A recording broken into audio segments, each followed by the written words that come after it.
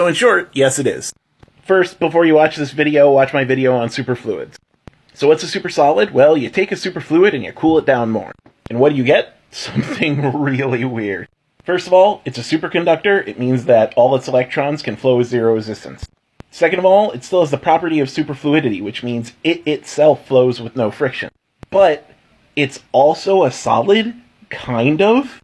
So its atoms are basically arranged into patterns like they would be with a normal solid, except it flows like a liquid. So it is a solid and a liquid at the same time. And if you stirred it, you would create a vortex of it, which would spin forever. A spinning vortex of solid matter. Now, just whether or not we would call this a solid is still up for debate. I mean, supersolid is the technical term. A lot of people just kind of point to it and go, that's more like a gel.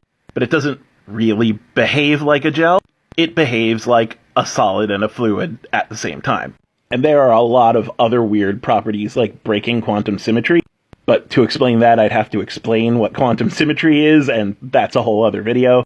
Long story short, there's way, way more than 3 or 4 states of matter. Like, sure, you have solid, liquid, gas, plasma, and you also have superfluid and supersolid. But there are also exotic states of matter in stars that are super hot. One is literally called stranger matter. There's the Bose-Einstein condensate. Yeah, that's a mouthful. There are time crystals. There are types of matter that extend into other dimensions. Heck, supersolids aren't even the only thing that's kind of liquid and solid at the same time. There's something called the chain melted state of matter, which is something that only happens to certain metals under really high heat and pressure.